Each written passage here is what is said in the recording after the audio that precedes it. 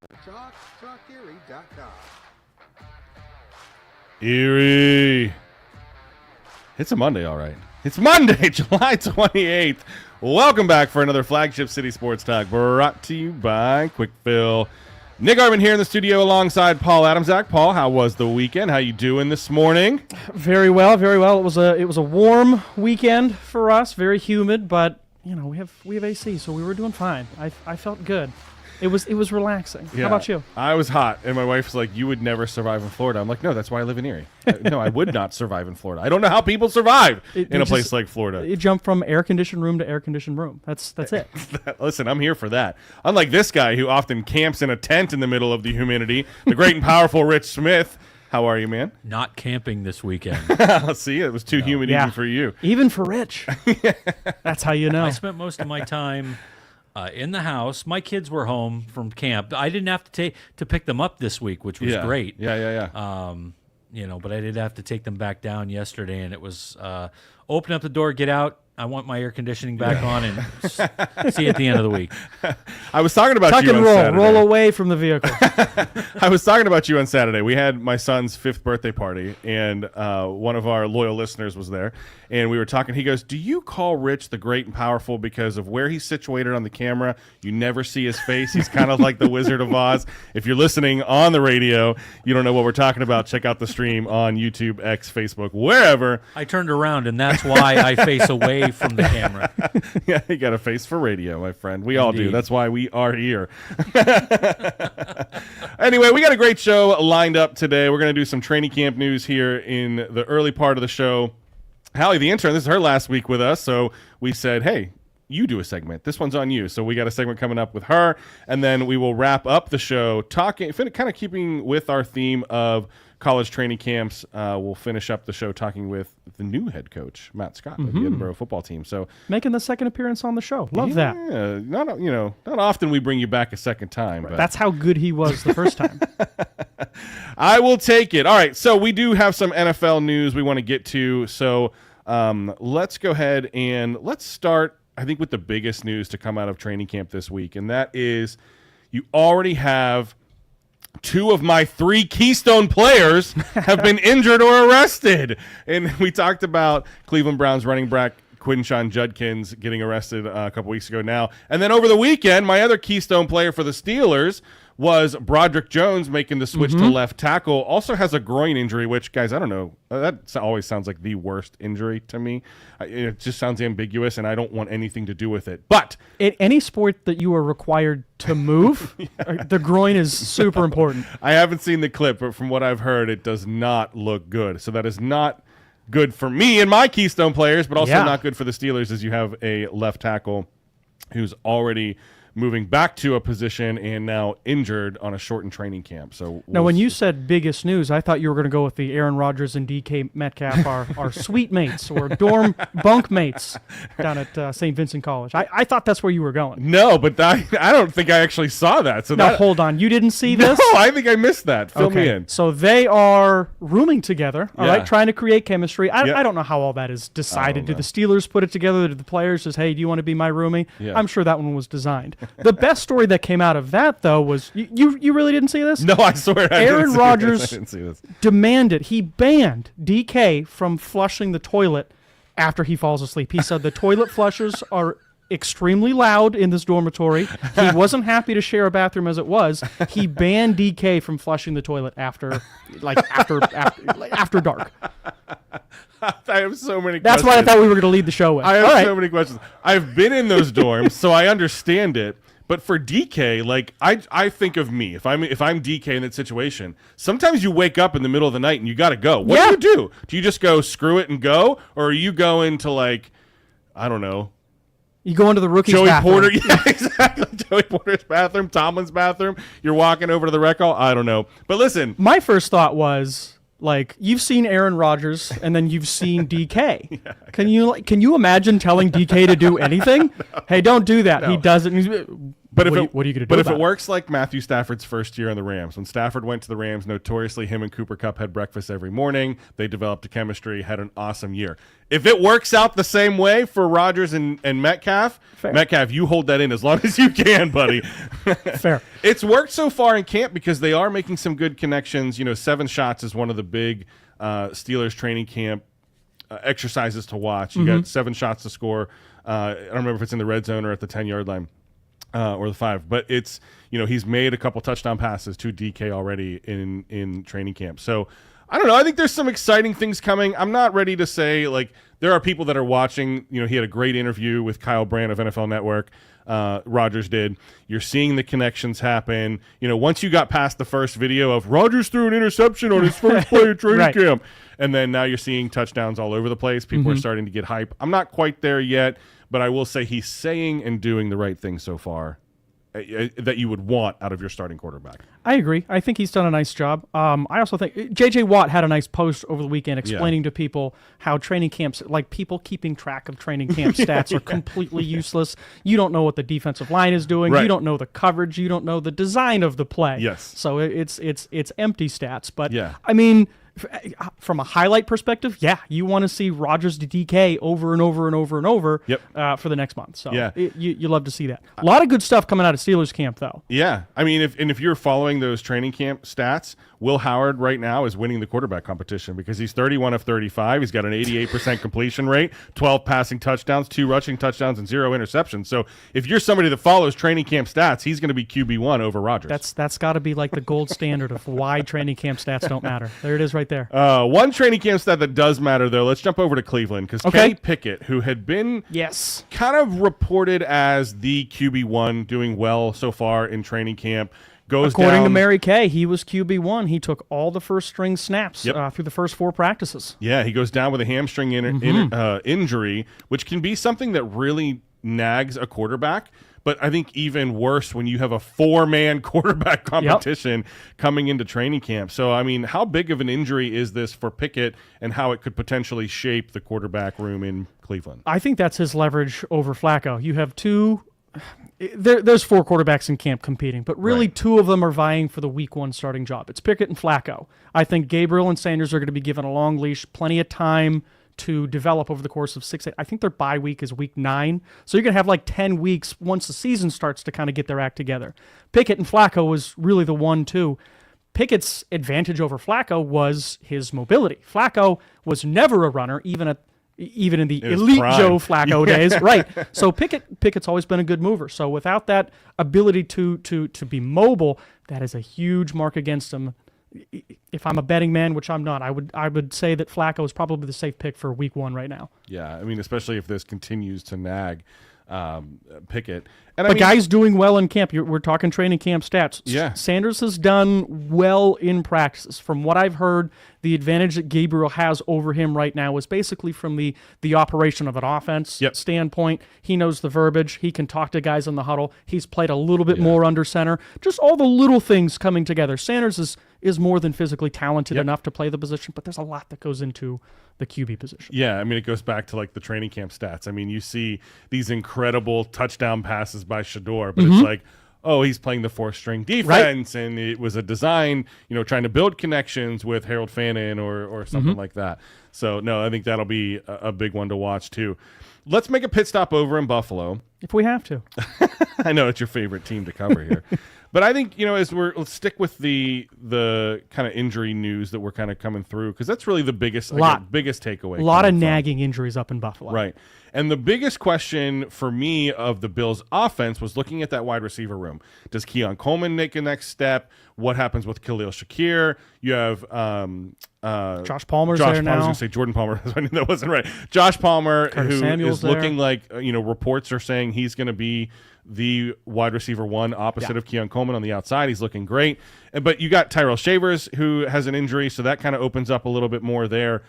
Who do you see as kind of standing out in that wide receiver room? Coleman's been up and down so far. I don't know if it's too early to make anything of it yet. So Samuel's also got a bit of a hamstring, I think. He's missed a couple of practices. From what I've read, Shakir and Palmer are basically the 1-2 in terms of Shakir's not going to play on the outside. Right. But these are our most reliable guys. Those are going to be the two. Keon Coleman has had great days, and he's had horrible days. So that he was my keystone player, and I think I nailed it. Whereas the Bills may go as the wide receiver room may go as far as Keon Coleman decides, or pick a day. Is this a good day? Is this not a good day? Well, and that was kind of his knock coming out of the draft, was he has these athletic skills, right? I mean, he's got the length, he's got the build, he's got the process, but he needs to learn the technical aspects of playing wide receiver, Just consistency. right? And consistency. But I mean, being like in position to catch the ball, how do you contort your body to block out the defensive back? And that was something that they knew was going to be all the little a things. project, right? So I think you will see him, if he's going to make a jump, he's going to make a jump in year 2. But realistically, when you look at receivers in history like that, it's not till year 3, year 4 that you really start to see what they are. Mike Williams was a little bit about that, but he, retired over the weekend, but he had some injury concerns there as well. And Curtis Samuel, who I love and have loved since he was with the Panthers, it's just the same thing over and over again. It's that injury bug. I don't buy into people being injury prone, but man, somebody like Curtis Samuel, for sure. see it all the time. Yeah. The greatest ability is availability. And we saw him down in Washington. He's talented, but he just can't stay on the field. Yeah. I think another big piece of news coming out of Bills camp. James Cook did report, and he's playing, fully participating, still waiting for a contract. We hear he wants somewhere around $15 million a year. GM Brandon Beane was kind of like, all right, well, we'll see. We haven't ruled it out, but no contract yet. So it's good that Cook is in the room and practicing with the team. I think that works well for the Bills. Well, and Josh Allen lifting him up over the weekend too. I mean, he talks about James Cook, how he loves that guy. He's the only one he wants him to be around. He's one of the best practicing players I've ever been around. Plays hard, plays the right way. So, you got your QB1 in your corner as well, which I think will help come those contract conversations as well. I don't know, man. I'm just excited. The training camp is back. Finally. The Hall of Fame game is on Thursday, even though it's always a bore to watch by the time you get to the halfway through the second quarter. But football is back. You won't catch me complaining at all. All right, we got to take a break. But when we get back, I am passing hosting duties to Halle, the intern. When we get back, we're going to be talking about DCI. You don't know what that is? Well, you'll know in a couple minutes. You're listening to Flagship City Sports Talk, brought to you by Quickfill.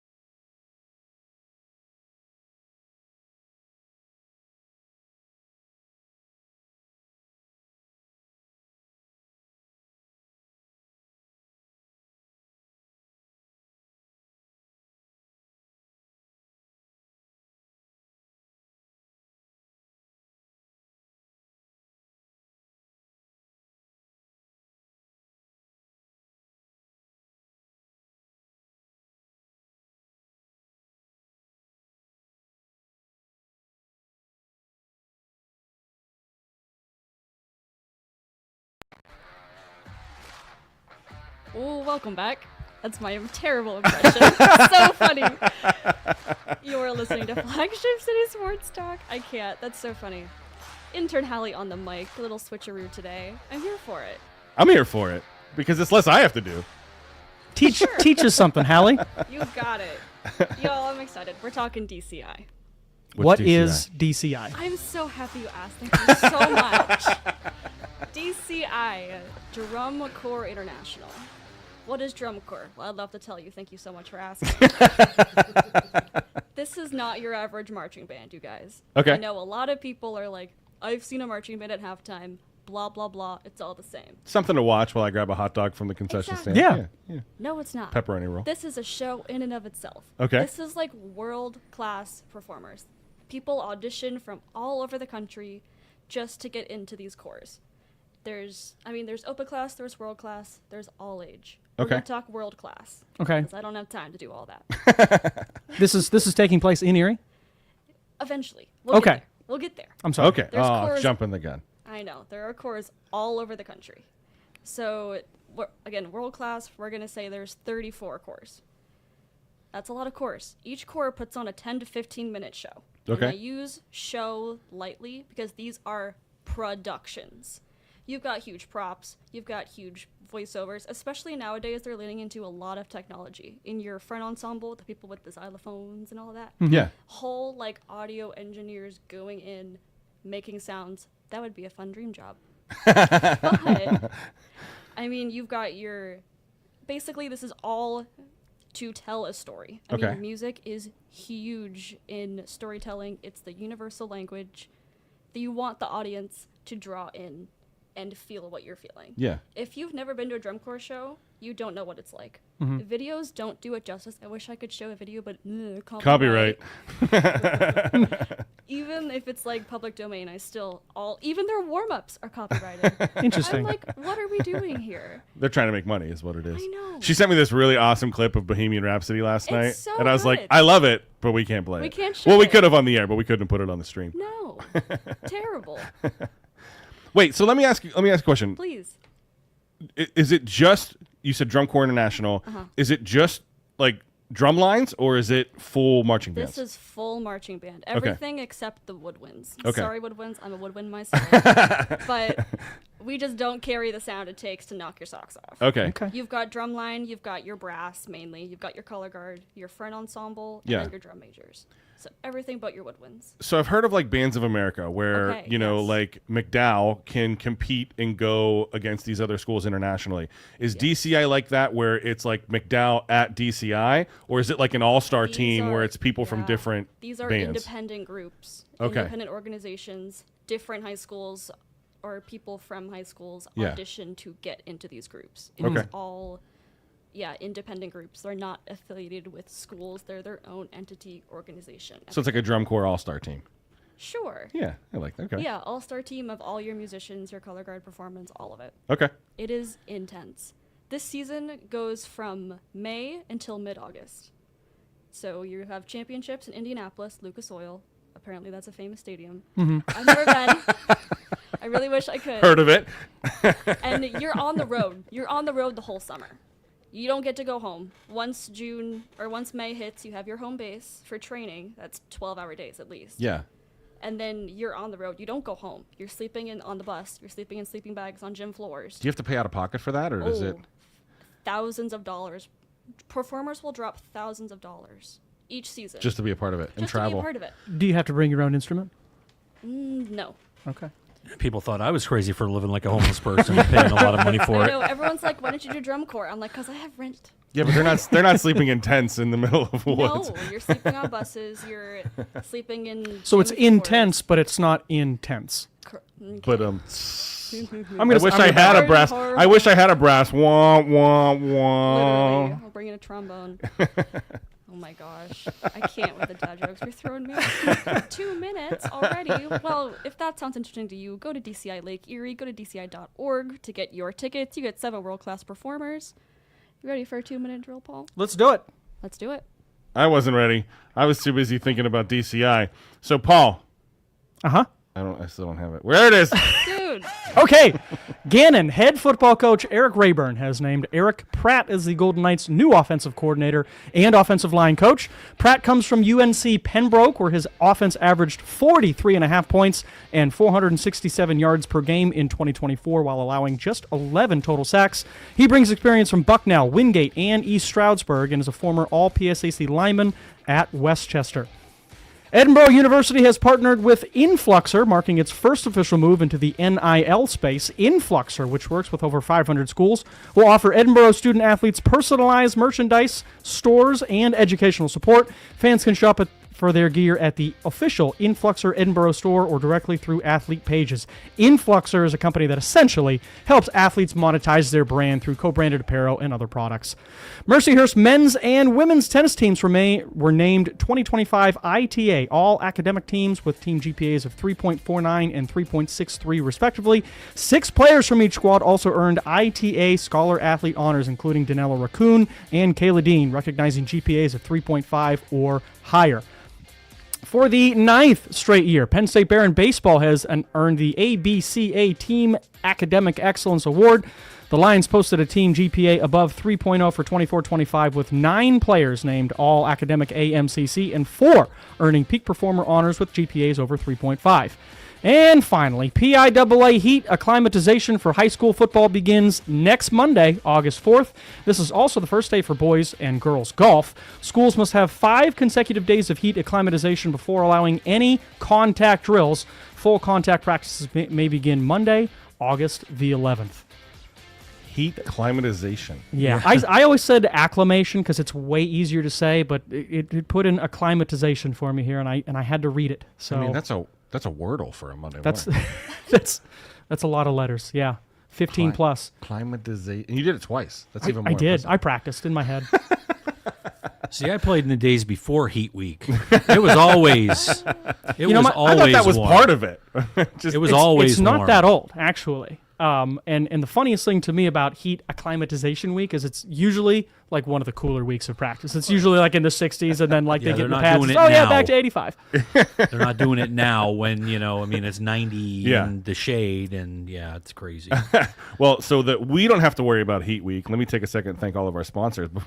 Quick Fill, Dauber Auto Supply, John's Wildwood Pizza, Circo Industrial Supply. Without them, we would be hosting outside in this heat. So I am thankful that I was able to turn the air down before we started the show. Like that? The That's a segues, professional just segue. fantastic. That's a professional segue. We got a little bit. She misread the cue, so we got a little What? bit longer. I said You 2 said minutes. two. 2 to him. Well, that's not. I thought there was 2 minutes left in the segment too. Thank you. So Thank yeah, you. yeah. Can I ask another question, Maybe DCI? the weak Absolutely, and powerful please do. Rich Okay, Smith. so we have this core of all-stars. Yes. Erie then has an all-star team, I'm assuming? No, so it's not based in. So Erie is the host of the competition. Okay. There are all those different cores. There are 7 coming to Erie to compete against each other. Okay. Are there anybody that's in Erie that is a part of any of those 7 no, cores? unfortunately, we used to have a drum corps, but Oh. there was a lawsuit, and now they're no longer allowed to be active. So Information redacted. Who's suing the drum corps? listen, a lot of things happen when you're on the road, and Ooh. not great stuff. I have So more as- questions now, not less. Yeah. How much time is left, Rich? How much 10 time is seconds. Now 10 seconds until the 10 seconds, or 10 seconds left in the segment. Now you've got it. 6, there?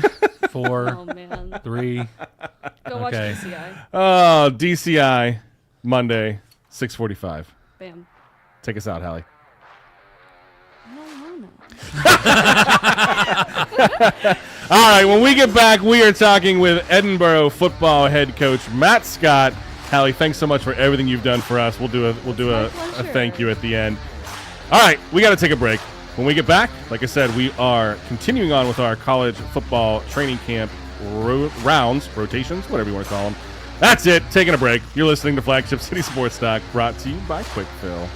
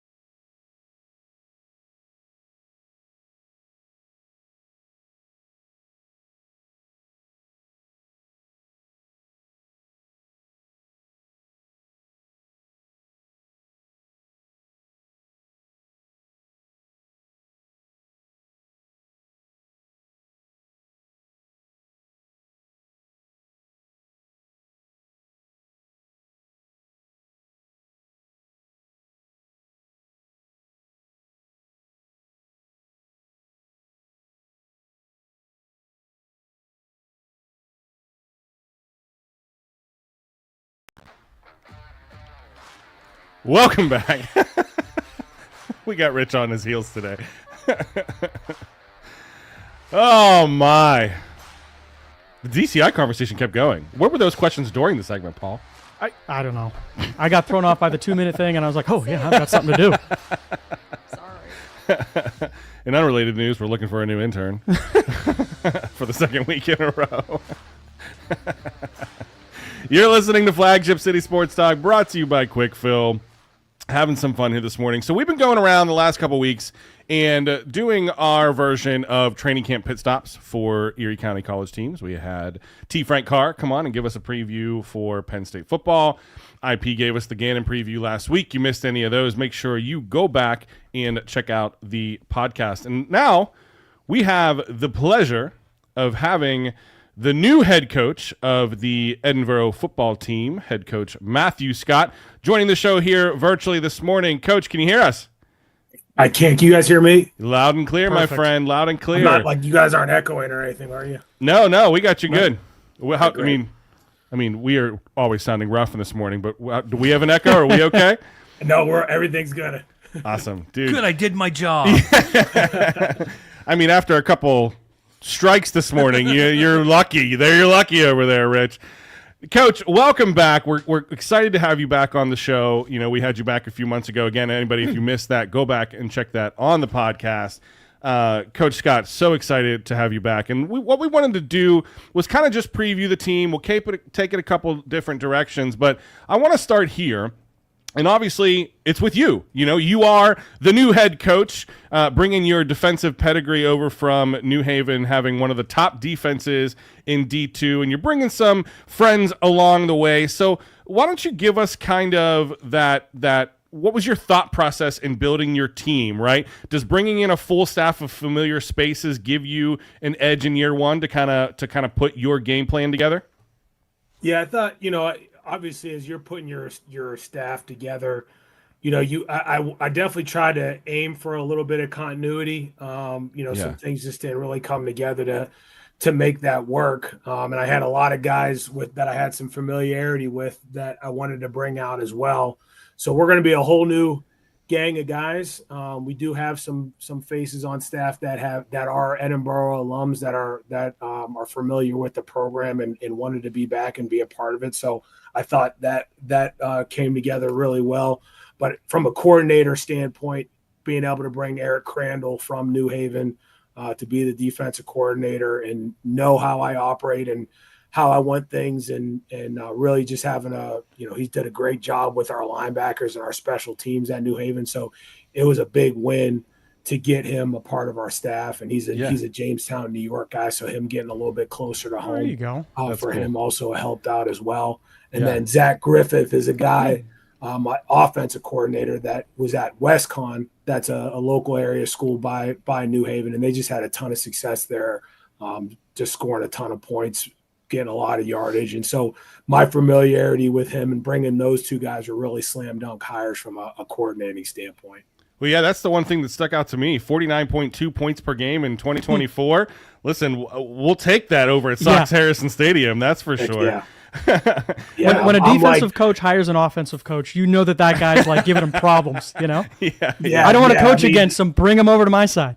Yeah. I mean, he Zach is very much how my thought process is from a defensive standpoint and creating layers, creating problems, making the same things look different and the different things look the same. And, practice one, we probably saw about 15 different formations, had to prepare for a lot of stuff that you probably don't really have to put in until the later part of camp. We had to get in earlier. We just wouldn't have been able to line up for some of the stuff that they were doing. So I'm really excited about what Zach's going to bring to the table and hopefully cause some problems for some of the PSAC defenses here this fall. For sure. Coach, I know you're a defensive guy. What can you tell us about the offense? Philosophically, personnel groupings we can expect, maybe some statistical goals. And I wrote this down. I wanted to add on, don't give us the we're going to take what the defense gives us line, because I know that you're the DC, and you know better than anyone, DCs don't actually give anything. So what can we expect from this offense? Are they like is this a wide open 5 wide, we're running quads and a lot of motion, or are we like 12 personnel and run it down your throat?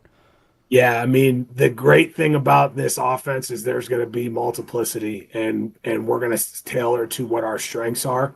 I feel like we have some very good tight ends in our program, and we have some really good like our wide receiver room is going to be like, there's going to be a lot of guys that are going to have to be playing really well to get reps in the wide receiver room. It's just really, really deep, along with the tight ends that we want to be able to use, because when you can be in 12 personnel and line up in multiple formations and be in your heavy run sets, and then also be able to spread people out and have those guys create matchup problems, that's really what we're looking to do. So you're going to see a lot of 12 and 11 personnel from us, but because of where we're at from a wide receiver standpoint, if it means going out and being in 10 or being in 0 personnel and having 5 wide receivers out there, we're gonna do it.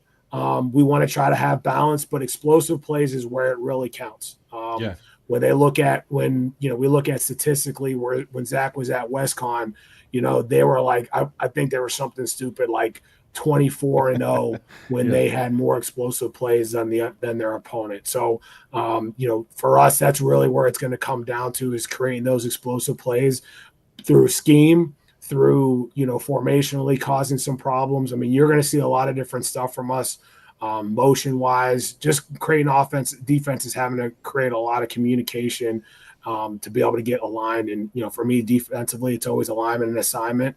And, we want to try to create as much of that confusion as possible with our offense. Well, and even on the defensive side of the ball, I mean, when you were at New Haven, if my numbers are right, you were number 2 in rush defense, number 1 in sacks, and then you bring over your linebackers coach to run over DC. So you've built top-tier defenses. You've seen that in your resume, and it's one of the reasons, that you stood out to us when we were doing some research on you. How does your defensive mindset kind of shape the identity of this team? Not that I want you to give away your offensive and defensive scheme coming into the PSAC, but, how does that kind of shape your approach as head coach now?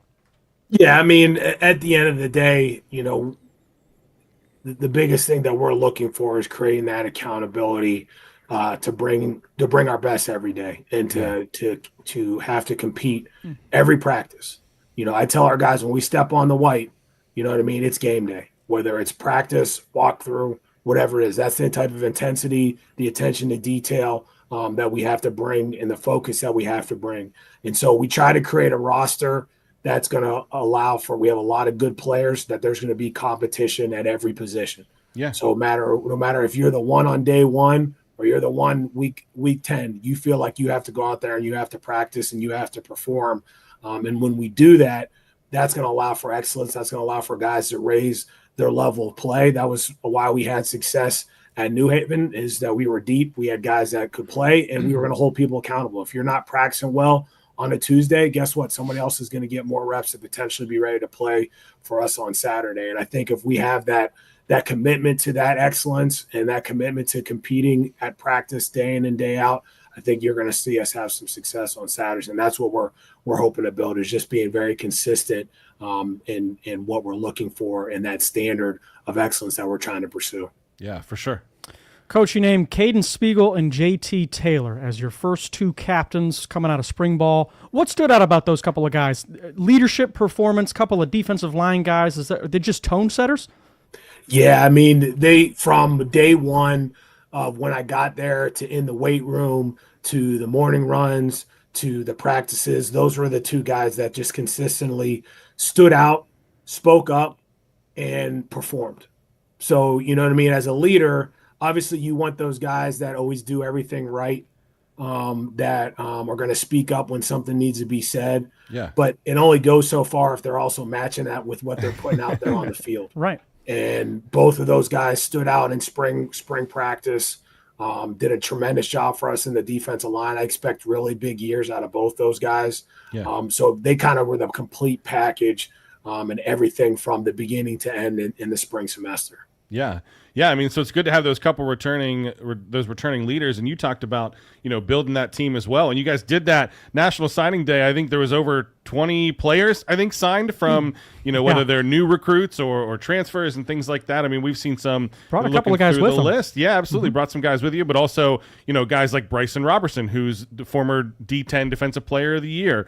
Some guys from Iroquois, Deer Lakes. There's a lot of people that came from that PA New York pipeline, which I think we see a lot of the times at Edinboro, and you were able to pull some of that top talent out of that Pennsylvania, New York pipeline. How crucial is that to have these kind of local guys of high quality talent, not just convenience, but high quality talent that can play multiple positions? I mean, how crucial is having that pipeline for Edinboro? Yeah, I mean, we talk about it. We call it the golden triangle between Buffalo, Western New York area, Cleveland, Eastern Ohio, Northeast Ohio, Pittsburgh, and then you have Erie and Edinboro smack dab right in the middle of that. And Yeah. we're going to just be invested in that area and really crush that area. We did a great job in the springtime of kind of getting those relationships going with our new coaching staff, getting out there. And shout out to and props to the guys that were in there in the transition. They did a great job of kind of keeping those conversations and stuff open with a lot of recruits. And when I got in here in January, and then it was up to me to kind of really sell the vision of where we were going and what we were trying to do. But yeah, we lucked out with some really, really good players. I think the transfer portal kind of helps in that. There's still a lot of really good high school players that are around and available in January. And so I think we hit on a lot of those guys, and we'll see how they do with this when we report here next week. But I was really happy to see some of those guys this summer at some of the workouts and stuff like that. So there's definitely an expectation for them to hopefully come in here and be able to help us sooner rather than later. So a lot of new in terms of the roster, Coach. Who are a few names on either side of the ball that fans might not know yet, but could emerge as impact players this fall? Sure. If we go at the quarterback spot, I mean, we have Bo Schwartz that's coming back. That's played. He was kind of in that wildcatish type role that we're hoping is going to come back and maybe develop into a guy that can push for that starting job. But then we added Nico Marchitelli, who started a few games at IUP. That is transferred in. That we're hoping that he can compete for the starting quarterback role. I mean, as you look at transfers, one of the things that we really try to find, no matter what the level is, we'd like to have guys that have played college football, not just guys that are, it might look great to have the FBS quarterback that was, a scout team guy all the time. But at the end of the day, we were really looking for guys that played. So to get Nico in there that started 4 games, had success in this league, has played, to get him in the boat and hopefully have him compete for the job is exciting. Kanique Bonner-Stewart was a guy that was committed to us at New Haven. That when they transitioned up, it just didn't work out with him from an eligibility standpoint. So he decided to get a release and came to Edinboro. He's another guy, a big guy. That both quarterbacks, big guys, 6'2", 6'3", can move, can throw it, can spin it. So it's going to be a really exciting quarterback room and competition here going into fall camp. We added Deshaun Allen, who was an All-American, All-Conference wide receiver for WestCon that worked with Coach Griff. That is coming in to add to our wide receiver room. So we're really excited about those couple faces on offense. We got a couple guys on defense that'll hopefully come in and provide some depth and push at some spots, but a couple guys on offense that we're really excited about that we think are going to be, big time impact players from the transfer standpoint. And then there's a couple freshmen. You talked about Bryson Roberson. We have a couple Erie High guys, Marquand Darnell, that's coming in, that had a really good career there. So we're looking forward to some of these freshmen. Parker Hoff is a guy from Laurel Highlands that, maybe be able to help out in that linebacker room as a young guy. Wow. We're really excited about these new guys coming in. Over about 40 guys, new faces that'll be added to this roster here this fall. No, I love that. And excitement is a good word to put there too. Coach, we got to take a break. When we get back, we want to talk more about the team, what we can look forward to here coming up into the season. All right, we got to go. We got to take a break. We're not done. But when we get back, we will continue that conversation.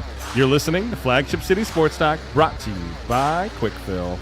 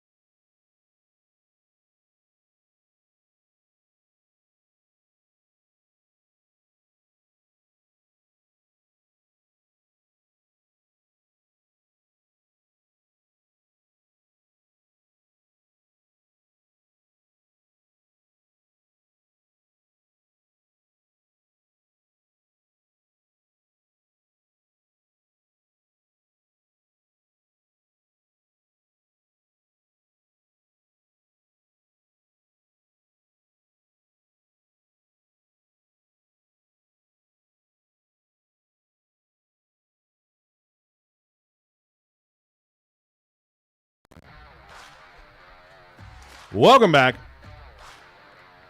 You're listening to Flagship City Sports Talk, brought to you by Quick Fill. That's how you do it, Halle.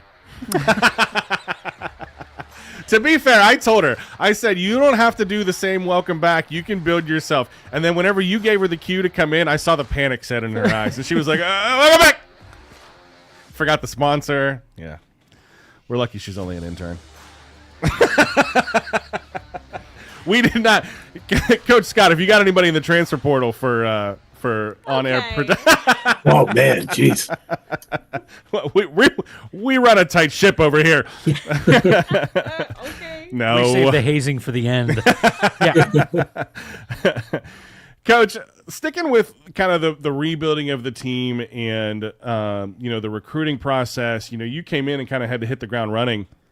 And as anybody who's followed college athletics in the last couple of years knows, the recruiting game has changed, right? NAL, the transfer portal has really kind of shaped how I think you have to approach the recruiting process, how athletes are approaching, the portal and that stuff. And then we saw, the announcement coming through with Influxor, with NIL and Edinboro Athletics. So kind of what's your perspective on this? How has NIL maybe shaped the way, or I guess, as coming in as the first year head coach, how has it kind of molded how you approach recruiting? Yeah, I mean, I think it's always, it's definitely a trickle down from the higher levels, and it starts to work its way down into the FCS level, into Division II, and even into Division III. And so I think for us as the university, we're just trying to stay on the cutting edge of it. And try to stay out front of it so that can be a separator for us potentially in the recruiting game. And so I, going on the website and taking a look at it, and the kids able to have, personalized gear and kind of put their own spin on it and hopefully be able to market themselves. And I think that's a great opportunity for our student athletes here. I think it's really important to be able to provide these opportunities for our student athletes. And so I think it's great. And I think obviously, as like you said, it's just something for us to try to continue to always stay on the cutting edge of it, as a university, as it starts to work its way down, and so I think it's a great thing for us, and it's a great thing for our players. Yeah. No, I think it's cool. I was looking at the website this morning, in between the break, and there's a lot of really cool gear on there. I may have to up my Fighting Scots gear this year. All right. Yeah, I think right now as I look at it, no shade to my other guys, but Jerry Dinkins is Jerry Dinkins the third, so he's got the three lines on the back of his the three eyes on the back of his jersey, and I was like, that's kind of tough. So, so shout out to him. Hopefully he gets some pump in his sales here this week. Exactly. All right, we're gonna go on an order here just after the show. Okay, NIL stuff is cool, Coach. I'm just the football guy. I'm focused on the mechanics of the season. You open up your first game is actually a month from today at East Stroudsburg, 7:05 p.m. kickoff on August 28th, then followed by a bye. So how are you approaching that early start? It's a little bit earlier than usual, and then you have like 2 full weeks until you open up. You have your home opener against Millersville. How are you approaching East Stroudsburg? Some surprises. You're not from the PSAC. We have some, something that you can kind of, what do you call it? Pull one out of the back pocket there. You got something up your sleeve for East Stroudsburg. They were good last year.